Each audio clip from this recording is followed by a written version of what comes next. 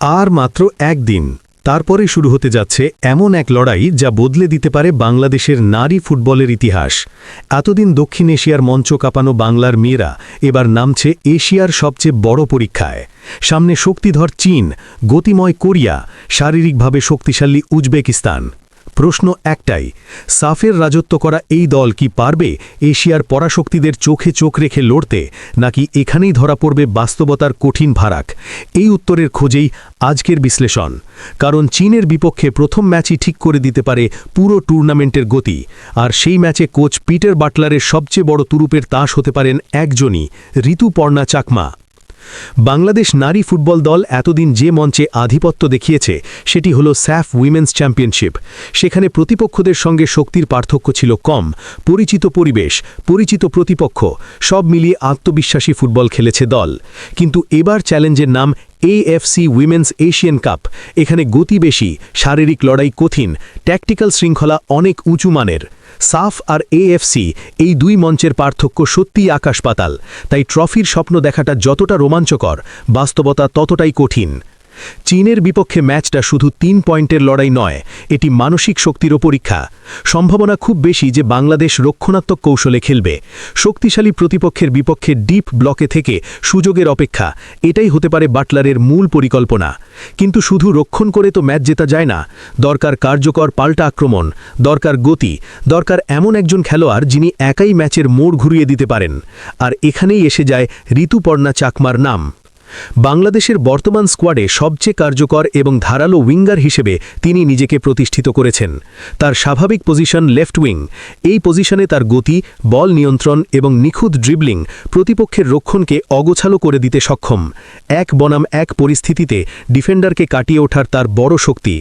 চীনের মতো দল যখন হাই ডিফেন্সিভ লাইন ধরে খেলবে, তখন তাদের রক্ষণের পেছনে যে ফাঁকা জায়গা তৈরি হবে, সেই স্পেস কাজে লাগাতে ঋতুপর্ণার মতো গতিময় উইঙ্গারই সবচেয়ে বড় অস্ত্র হতে পারে।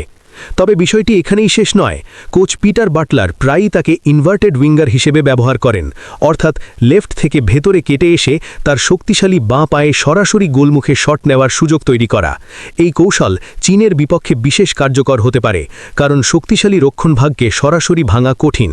কিন্তু বক্সের বাইরে থেকে হঠাৎ নেওয়া জোরালো শট কিংবা দ্রুত কাটিং মুভমেন্ট রক্ষণকে চাপে ফেলতে পারে। ট্রানজিশন ফুটবলে ঋতুপর্ণার গুরুত্ব আরও বেড়ে যায়। ধরুন বাংলাদেশ নিজেদের অর্ধে বল জিতে নিল, এক মুহূর্তে বল পৌঁছে গেল তার পায়ে। তার ক্ষিপ্রতা এবং স্পেস বোঝার ক্ষমতা দ্রুত কাউন্টার অ্যাটাকের রূপ দিতে পারে একটি সাধারণ ক্লিয়ারেন্সকে। এই দ্রুত রূপান্তরই হতে পারে ম্যাচের টার্নিং পয়েন্ট। বিশেষ করে যদি তাকে ফ্রি রোমিং রোল দেওয়া হয়, তাহলে তিনি নির্দিষ্ট উইংয়ে সীমাবদ্ধ না থেকে প্রতিপক্ষের দুর্বল জায়গা খুঁজে নিয়ে আক্রমণ গড়তে পারবেন। রক্ষণেও তার অবদান কম নয়। আধুনিক ফুটবলে উইঙ্গারদের শুধু আক্রমণ নয়, ট্র্যাক ব্যাক করে ডিফেন্সেও সাহায্য করতে হয়। চীনের মতো দল উইং ব্যবহার করে আক্রমণ গড়ে তুলতে পারদর্শী। সেই জায়গায় ঋতুপর্ণা যদি ফুল ব্যাককে সহায়তা করেন, তাহলে ডিফেন্সিভ কম্প্যাক্টনেস বজায় রাখা সহজ হবে।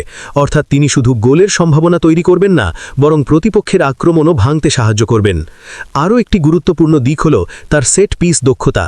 কর্নার বা ফ্রি কিক থেকে নির্ভুল বল সরবরাহ কিংবা দূরপাল্লার শক্তিশালী শট, এগুলো বড় ম্যাচে পার্থক্য গড়ে দিতে পারে। এশিয়ান কাপের ম্যাচগুলো সাধারণত ট্যাকটিক্যালি খুব টাইট হয়। সেখানে একটি মাত্র সুযোগই যথেষ্ট। সেই এক মুহূর্তে যদি ঋতুপর্ণা নিখুঁত শট নিতে পারেন বা সঠিক ক্রস তুলতে পারেন, তাহলে ইতিহাস লেখা অসম্ভব নয়। সব মিলিয়ে পিটার বাটলারের কৌশলী ছকে ঋতুপর্ণা চাকমা কেবল একজন লেফট উইঙ্গার নন, তিনি হতে পারেন দলের আক্রমণের নিউক্লিয়াস, প্রধান চালিকা শক্তি। তার গতি, টেকনিক, ম্যাচ পড়ার ক্ষমতা এবং আত্মবিশ্বাস সবকিছু মিলিয়ে চীনের বিপক্ষে বাংলাদেশের গোপন অস্ত্র তিনিই। এখন প্রশ্ন, বাটলার কি তাকে নির্দিষ্ট পজিশনে বেঁধে রাখবেন, নাকি ফ্রি রোল দিয়ে প্রতিপক্ষকে চমকে দেবেন? চীনের শক্তিশালী রক্ষণভাগ কি তার ড্রিবলিং আর কাটিনের সামনে টিকতে পারবে, নাকি এশিয়ার বড় মঞ্চেই দেখা যাবে নতুন এক নায়িকার উত্থান? উত্তর মিলবে মাঠেই। তবে একটা বিষয় পরিষ্কার, বাংলাদেশের এশিয়ান কাপ অভিযানের প্রথম ধাক্কা সামলাতে হলে ঋতুপর্ণা চাকমার সেরা পারফরম্যান্সটাই দরকার। কারণ বড় মঞ্চে বড় খেলোয়াড়রাই পার্থক্য গড়ে দেয়। আর এবার সেই বড় মঞ্চেই প্রমাণের অপেক্ষায় বাংলার মেয়েরা।